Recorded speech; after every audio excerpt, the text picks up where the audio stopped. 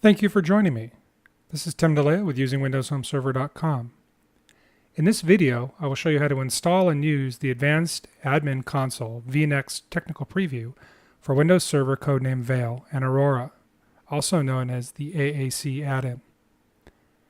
I've read in the release that this technical preview version of the software will cease to function starting December 1st, 2010.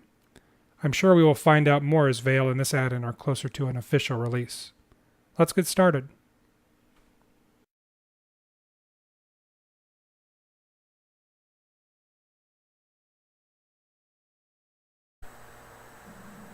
Thank you for joining me.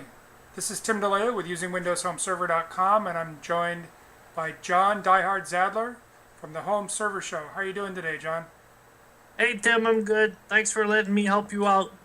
Thanks. Hey, I'm doing an alternative installation here for the new Advanced Admin Installer package done by Andreas. This is the third add-in now for Windows Server Vail and Aurora. So one of the things, I had a quick glitch of a problem when I first logged in the first time, which I'll tie in this video. So to install the WSSX file, all you have to do is, within a computer that's connected to your dashboard and launchpad, all you have to do is double click on it and then install the add-in from the server.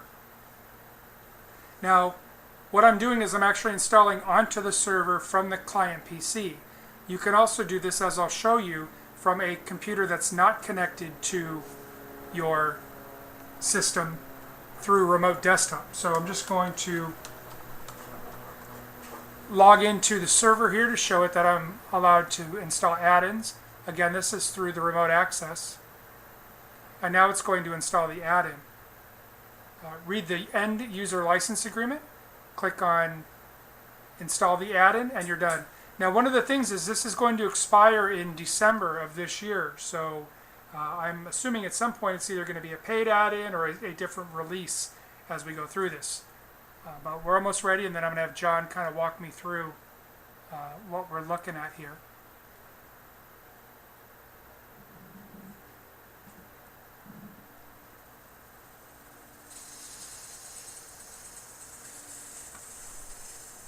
Okay, the add-in was installed successfully. I'll just drag this over to the trash. And now I'm going to open up my dashboard. And one of the key components of what was going on was actually being able to view information through the add-in itself. Now, John, once the dashboard opens up, we'll see that there's now a new icon in the top area. I currently have the remote launcher in there, but there's also now this advanced admin in there. And that's right, and once you start adding those add-ins, you'll notice that that's it. They start to have those bars, depending on the size of how, because the dashboard is now resizable. If you make it smaller, then you'll notice you'll start to have some scroll bars on the left and the right of that row. Correct, and I'm showing in the video how that works. So now I've resized almost to maximum. Now when I first click on the Advanced Admin Console, I have a blank screen in front of me. Now if I go on web browser and I were to type in Yahoo, and I click on this, it does bring up Yahoo web browser. So this is great to be able to go through and see this. But when I click back on Explore, there's nothing here. So why don't you tell me what I need to do, because this is one of the things that I didn't get the first time. And again, I'd actually put in a call to Andrew thinking that I had installed something incorrectly. That's right. I had the same thing, and I also noticed there was two gray buttons. They were like grayed out. They should be blue, or either one should be blue, and they were gray. So what I found out is that I contacted Andreas, and he told me, yeah, you got to click on the favorites tab completely on the right, and then a window will open up, and now you'll start to have some information there. Then you'll select something there, and then that'll appear now on the left side. Right. I was thinking favorites as far as the web browser. I wasn't thinking favorites as in relation to Explorer. So now once I click on that, I now click on Computer, and I can see all of my drives, my network, and things like that. So this is great. The Advanced Admin Console, the functionality is there.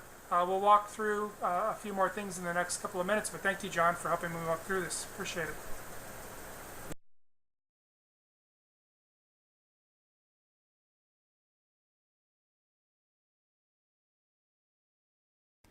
Once we've downloaded the add-in to our desktop, we're going to right mouse click and click on copy. We'll then remote desktop into our Aurora or Vail machine, and we'll right mouse click and click on paste. You can see that it already recognizes the properties of the WSSX file as an add-in. You can right mouse click or double click to click on open, and it will install the add-in. Now at this point, again, we run across the publisher cannot be verified because everything is still in beta. Click on install. It will validate the add-in. We're going to read from top to bottom of the end user license agreement. Once we've read, you can see here that this pre-release version will work until December 1st. We'll click on accept, and then we'll click on install the add-in.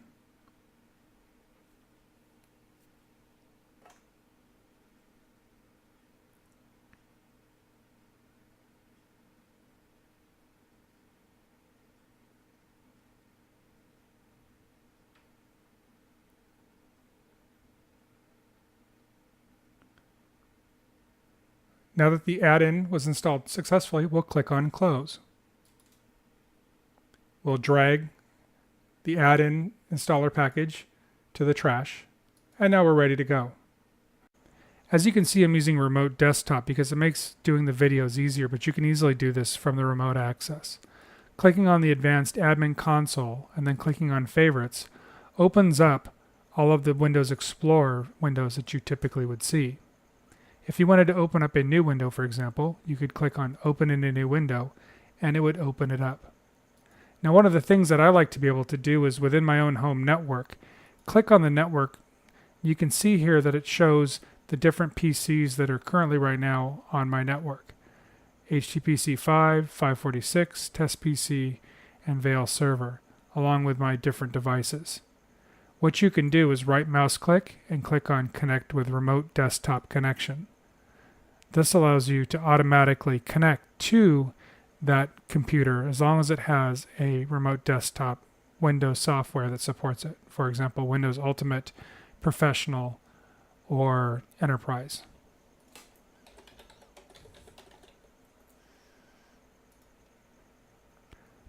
I can easily now connect to PCs on my network. Now these PCs do not necessarily have to be connected to Vail with a dashboard or with the Launchpad. So it's important that you know that, and then you can resize these accordingly. As you can see here, this is one of my other ones that I have running.